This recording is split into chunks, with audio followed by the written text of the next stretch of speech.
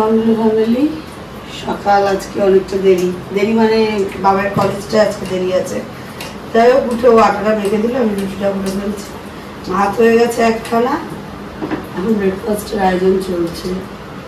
করে ঠোরে নিয়ে এবার তরকারি কি আছে যাই কি আছে তরকারি, পটল আলুর তরকারি কালকে রয়েছে, ওটাই খেয়ে নেবে রুটি না। পটল আলুর তরকারি খাওয়া যাবে না, কিছু একটা করতে হবে, বাবার করতে হবে ডাল সিদ্ধ। কাকিমা তো তাই বললো। আমাদের মর্নিং স্টার্ট, এখন দেখি পরপর কি কি আছে কাজ। এবার তুই আমি করিনি, কালকে তো করলাম আমি।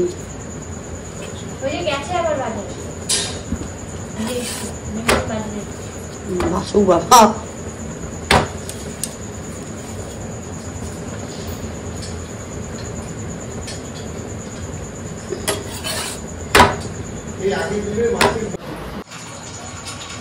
অল্প কি ফটাফট বাবার রান্নাটা করে, মানে বাবার কি বলে এটা ব্রেকফাস্টটা কমপ্লিট করে দিলাম।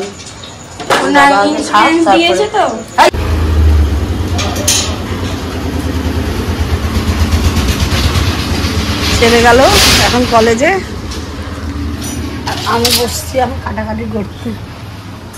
বিছানা পাটের যে অবস্থা আজকে, এইভাবে রেখে দিয়ে চলে গেল। ঘড়িতে বাজে 10:25, অনেকে 11টার মধ্যে কলেজ ঢুকবে।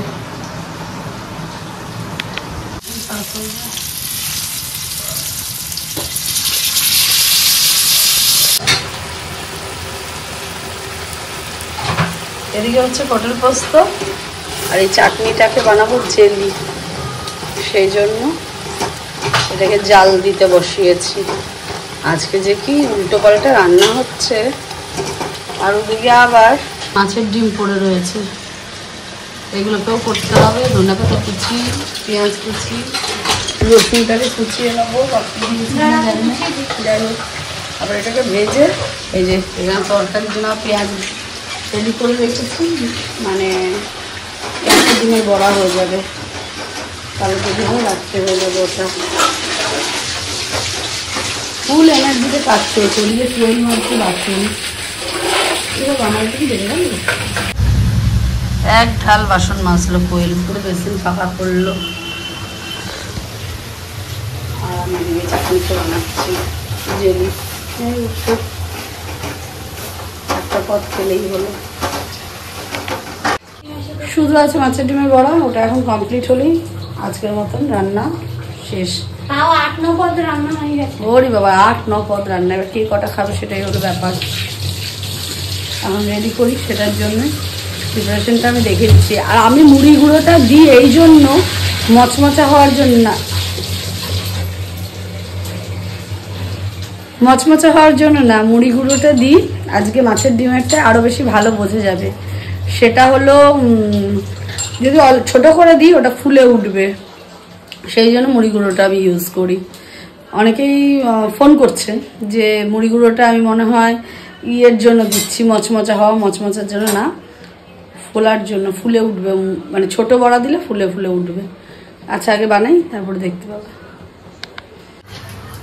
সমস্ত কিছু দিয়ে দেওয়ার পরে ব্যাপারটা এরকম, এরপরে যখন ছোটো ছোটো করে দেবো তখন ফুলে উঠবে। এই যে ছোটো ছোটো দিয়েছিলাম কিরকম ফুলে ফুলে উঠেছে সেটা দেখলেই বোঝা যায়, এইটার জন্যই মুড়ির গুঁড়ো দেওয়া।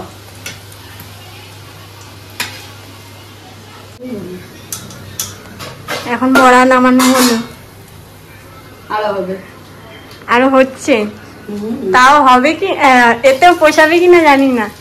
পোষাবে না? না দিয়েছে আজকে কাঁচা জলে চা পাতা, আজকে জমের তেতো হবে চায়, কাঁচা জলে চা পাতা দিবি, তিতো হয়ে যাবে না চা পাতা। তারা বাবা কি গরম, না আমি জল ফুটিয়ে দেবো। মাছের ডিমের বড়া তো কমপ্লিট হয়েই গেছে। এবার রিপিট আমরা মেনুটা কি কি করেছি সেটা একবার বলে দিই। এদিকে হচ্ছে উচ্ছে সেদ্ধ, ওল সেদ্ধ, বেগুন ভাজা, ডাল, মাছের ঝোল মানে কাতলা মাছ পটল দিয়ে ঝোল, মাছের ডিমের বড়া, পটল পোস্ত, আর এদিকে আছে জেলি চাটনি, মানে জেলি করেছি ওটাকে। এই হলো মেনু। আর আজকে তো আমার ছেলের প্রচুর ভালো খাওয়া দাওয়া, কারণ ডিমের বড়া দিয়েই খুব ভালো খায়ও। একদিকে ভালো, কালকে বিরিয়ানি, আজকে ডিমের বড়া, ঢাকা চাকা দিয়ে আবার দিয়ে ঘরে যাই। আমাদের আজকে এমন মেনু হয়েছে, আমার মার মাথা খারাপ হয়ে যাচ্ছে এত মেনু দেখে। ওটা ওল ওল তরকারি, ওল আলুর তরকারি, কচু কচু ওর আমি চিনতে পারি না ওগুলো, যাই হোক কচু আলুর তরকারি। অনেক রান্না হয়ে গেছে আজকে আমাদের, যার জন্য মাও চিনতে পারছে না কী কী রান্না, কী কী হলো না হলো। এখনো আছে জেলি, আম চাটনি। চাটনিটা কিন্তু হেভি হয়েছে, দাঁড়া দেখাচ্ছি। চাটনিটা হেভি সুন্দর হয়েছে, দেখাবো এই দেখাবো বলি, খাপ দেবো।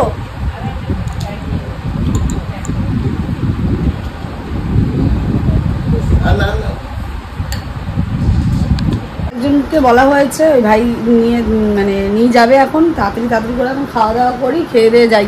আর এই অক্সিজেন ভরাতে যাবো বলেই আমাদের ঘড়িতে এখন বাজছে 2:10, আমাদের খাওয়া দাওয়া কমপ্লিট হয়ে গেছে। তাড়াতাড়ি করে এখন খালি ওর সাথে যেতে হবে, তাই জন্য। আর এটা পর্যন্ত ওদের ব্রেক আছে, ওই ব্রেক হলে তারপরে আমাদের এই কাজটা করে দেবে।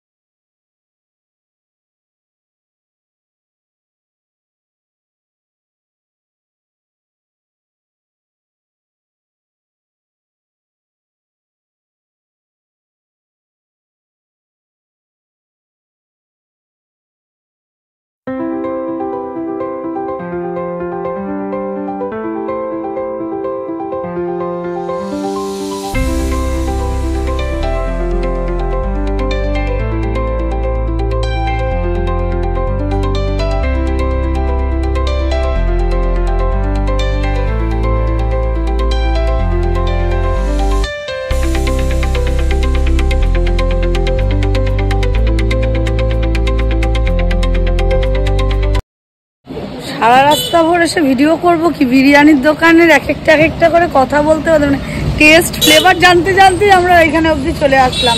যেহেতু এটা বেশি দূর না, তাই জন্য তাড়াতাড়ি তো চলে তো আসলাম। এখন দেখি কাজটা হয় কিনা, সেটাই হলো সবচেয়ে বড় কথা। কাজটা হলে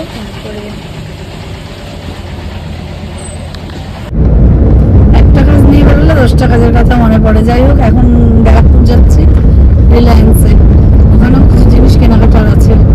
কি আছে জানি না, আগে যাই, ঝটঝট যা পারবো তাই দেখি।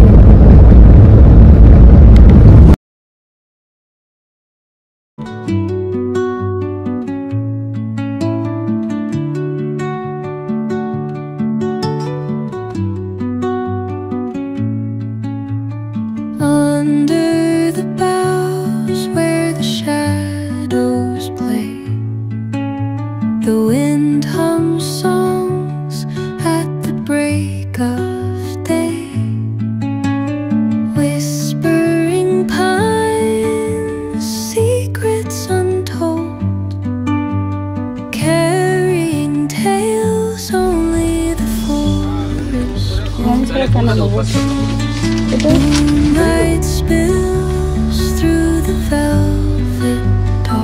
আমি ছাড়া চলবে না।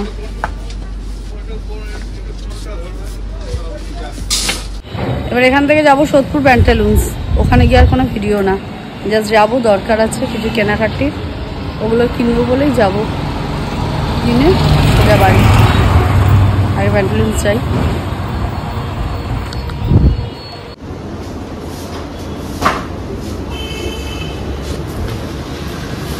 বার্গার কিনে সোজা বাড়ি, অনেকটা হয়ে গেছে দেরি। যাই হোক, বাড়ি যাই হবে। ঘড়িতে বাজছে 5:30, ভাবলাম একটু শোবো টোবো। ও বাবা, আমার বাবার আবার চা খেতে লাগবে, আর চায়ের বেটে খুঁজে পাচ্ছিল। বলে কি, তুই যদি চা খাস তাহলে একটু চাটা বানা। আমি অথচ কিন্তু চা খাবো না এখন, কারণ আমি একটু শো হয়ে গেছিলাম। তো বানিয়ে দিই চাটা, দিয়ে একটু ফোন করবো, ওই জন্য শুতে যাবো। আর এই কাণ্ড অবস্থা, আমার চাপ দিয়ে দিল আমার মাথায়। পাইলো এখনো আসলে, আসবে কিনা তাও বুঝতে পারছি না। ভাবলাম এখন একটু হোয়াইট পাস্তা বানাবো, বসে দিয়েছি, যাচ্ছি মাকে একটু চেঞ্জ বেঞ্জ করে রেডি ফেডি করে দিয়ে আসি, কারণ বিকেল হয়ে গেছে, আমি এতক্ষণ শুয়েই ছিলাম, কথা বলছিলাম। তো এখন যাই গিয়ে মাকে রেডি করে দিই, ফ্রেশ করানো ব্যাপারটা করিয়ে তারপরে পাস্তা বানাই, শর্টসে দেখিয়ে দিতে পারিনি। পাস্তাটা আমার হয়ে গেছে, এই যে তার অবস্থা, দেখতে তো খুব সুন্দর লাগছে। তো যাই হোক, আর এই গ্যাস না নিয়ে কাজ করে যাচ্ছি। তো যাই হোক, একটু মাসির মেয়েকেও দিয়ে আসি। আর এটা আমাদের, আর এটা পুরোপুরি যেন ভেজ বলাই যায়, কারণ পেঁয়াজ কিছুই দিই আমি এতে। আর খেতে কিন্তু খুব ভালো হয়। তো আগে ওকে, মাসির মেয়েটাকে দিয়ে আসি, তারপরে এসে খাই। পাস্তা দারুণ, বলো দারুণ, ভালো আছে। বাড়ির তৈরি পাস্তা খাওয়াই ভালো হোটেলে খাওয়ার থেকে। সত্যি সত্যি খুব সুন্দর হয়েছে। আমি বলেছিলাম এখানে কর্ন নাই, কি বাবা, দাঁড়াও আমি আবার এই বেল্ট পেতে পেতে চলে অভ্যাস। যাই হোক, এখানে আবার কর্ন নেই, কিছু নেই, কেমন হবে না হবে, কিন্তু সত্যি খুব সুন্দর হয়েছে।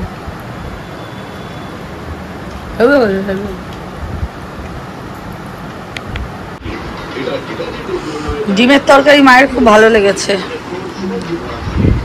এরকম ভাবে তো ওরা করে দেবে না। ওদিকে আমার বাবাও খেয়েছে। এইটুকু একটা পনির এনে বলে কিছু যদি করিস, এতটুকু না করা যেত হয়তো পনির রাইস, কিন্তু রাইসের চাল নাই, তাই জন্য বাবা বলে অর্ধেক পনির ছানা বলে খেয়ে নাও। আর ঘড়িতে বাচ্চা 11:25, আমার ছেলে এখন নিচেই আসেনি, আসে না কেন, যাই হোক সেই জন্য বাবাই এখন গান চলছে, রাখি নাহলে আবার কপিরাইট বানিয়ে দেবে। ভিডিও তাহলে আমাদের বাড়িতে এখন এমনি ফ্যান চলে না, দেখছিস। যাই হোক, এখন খেতে বসেছে, 11:15 বাজে। খাওয়া দাওয়া করে তারপরে কি করবি? ও খাওয়া দাওয়া করে ঘুমিয়ে পড়বে। বাড়ি এসে কি ডায়লগ, চলো উঠতে যাবো। আমি বাবা হলো কি, যাই হোক খেয়ে দিয়ে ঘুমিয়ে পড়বে। 11:15 আছে, একটু তাড়াতাড়ি, কারণ কালকে আবার 9টার মধ্যে বেরিয়ে যাবে, সেই জন্য তাড়াতাড়ি খেয়ে নিল। খেয়ে ঘুমাবে নাকি, দেখা যাক কি করে। কি তাড়াতাড়ি করে ভিডিও অন করলাম যে আমার ছেলে এসছে কাছাকাছি করতে। কি ব্যস্ত, এই না কেউ ঘুমিয়ে পড়বে বললো। এখন রাত্রি বাজছে কটা, 11টা বাজতে পারছে। আজকে আমাদের বড্ড তাড়াতাড়ি হয়ে গেল সমস্ত কিছু। বল,